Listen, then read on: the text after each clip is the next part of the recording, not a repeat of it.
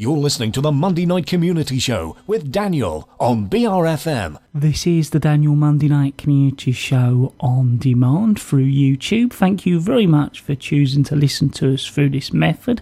If you'd like to keep up to date with when I add new interviews, then subscribe to this channel. Firstly joined in the studio with our regular visitor, James Crane for the Kent County Council Community Wardens. James, as always, it's great to have you in the studio. That's right, Daniel. Thank you very much for inviting me back again. Well, James, I was wondering firstly if you could just give us a little introduction before we start our areas this evening into the Kent County Council Community Wardens and what you do. Well, community wardens are people who aim to improve the life of people in Kent so that they can live safely and independently in their neighbourhoods' communities. We are distinctly different from police officers and the PCSOs, who are the Police Community Support Officers, as we're employed by Kent County Council.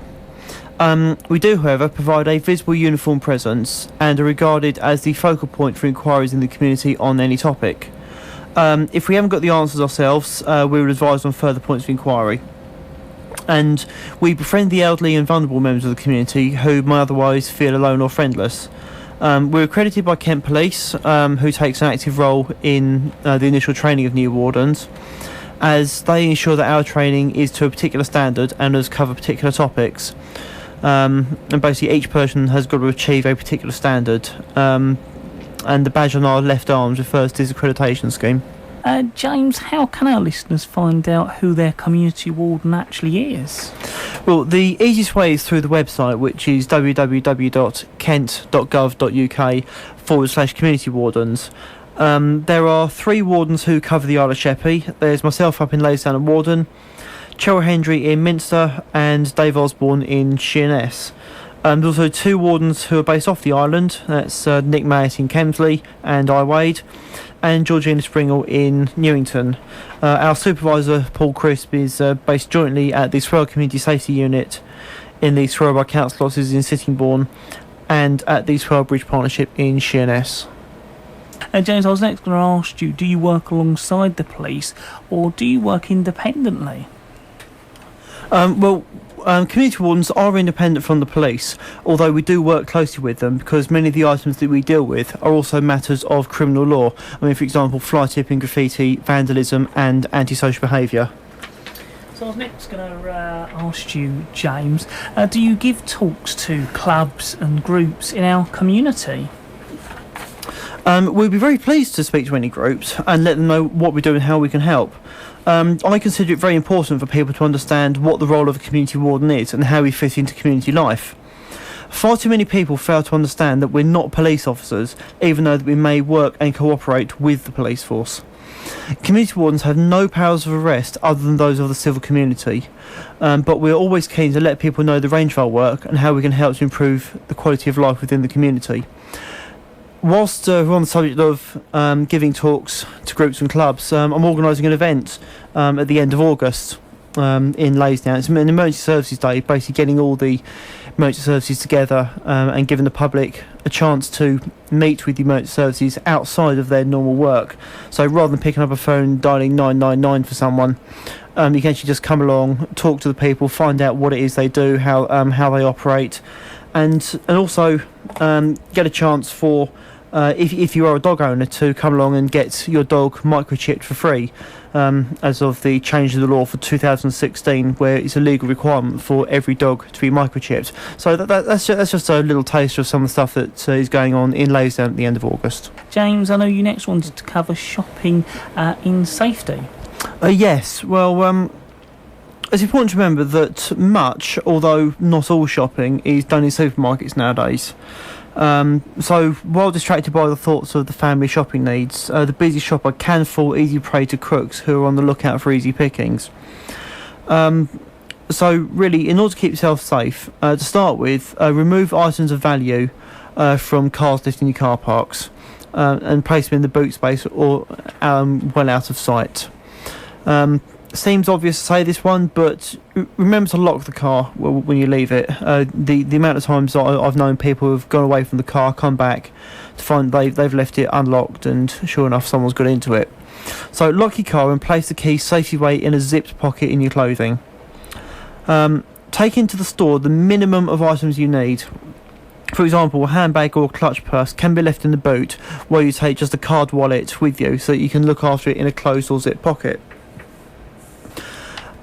Try not to leave your handbag hanging from the hooks on the shopping trolley or just dropped in the basket itself, as whilst your attention is drawn to the shelves or the other needs of shopping, an opportunist can sneak the handbag away. They might even just wheel the trolley away in its entirety to where they can unearth your hidden handbag in some safety. Where it's possible, try and shop with another person. Make it one person's task to look after the trolley while the other visit the shelves and cabinets to select the goods. If you're on your own, then try not to leave the trolley unattended in the middle of the aisle and wander to different shelves.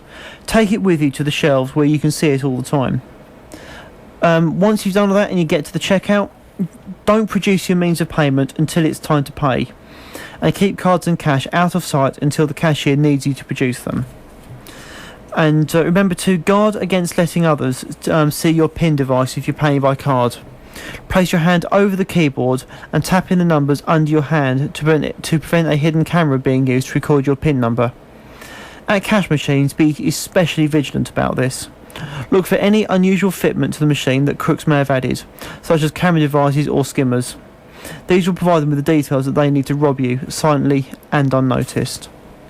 Talk to James Crane live in the studio this evening from the Kent County Council Community Wardens. It's all part of the regular slot I do with James. Normally James coming in once every 2 months. And James, I know we're next going to cover, if there's no footpath present, which side of the road should you walk on? Well, there's no single hard and fast rule to observe with this, other than to say you should walk where you can best be seen. So on a straight road, it's easy in that you ought to walk on the right-hand side of the road, where you'll be facing the oncoming traffic. The problem comes when you approach a bend, especially if you're walking on a country road, perhaps with hedging or a high bank running alongside. If the road bends to the right, you should consider crossing the road so that you'll be walking on the outside of the bend. You're always more visible to traffic if you keep to the outside of a bend. It is because oncoming traffic from in front of you will often stick close to the near side of the road to give as much clearance as possible to any traffic coming towards them. If you didn't cross the road and try to keep to the outside of the bend, you would risk being run over by those drivers who hug the near side edge. You must, of course, keep very aware of any traffic coming from behind you and be prepared to stop, turn sideways and stand still to allow traffic to pass by. I am aware that some advice clings to the rule that you should always walk on the right to face the oncoming traffic, but this does increase the risk to yourself on right-hand bends. Left-hand bends are not so much of a problem, as by facing the oncoming traffic you'll stay on the outside of the bend where you're always most visible. And James, although we probably don't like to think about it, those nights are going to be drawing in soon, and we're in August, it's not going to be long before in September. So how can you make yourself more visible on an unlit road? Yeah, definitely. It's really surprising how fast this year has shot past so far. I mean, last time I can remember looking over my shoulder, it was about March, and now, where are we now? Summer holidays and downhill to the end of the year, pretty much. But anyway, make yourself more visible on an unlit road. Well, the simple answer is wear bright clothing. It's surprising how much warm clothing that is actually manufactured in dark, sober colours. I mean, take my work fleece, it's dark green. So the clothing itself, it might be warm and it's fine for motorists, but it's not really for pedestrians. So preferably wear a bright reflective coat and or leggings. If this isn't done, as a minimum, consider wearing a reflective sash over your outer garments. Quite a few cyclists would just wear the sash, and that's fine. It goes over one shoulder, around your waist, and there's a big tick in front of you when you're driving along. Secondly, try and carry a torch. Powerful torches are nowadays quite small and reasonably lightweight. Many of these are of an LED design, which are reliable, extremely bright, and the light they give out can be seen more easily than the conventional torch bulb. And many of these will be capable of flashing their beam, as a flashing light can often be more noticeable than a steady light. And finally, walk where you can be seen, although I don't expect people to walk in the middle of the road. And even if no footpath exists, as I've mentioned in my previous question.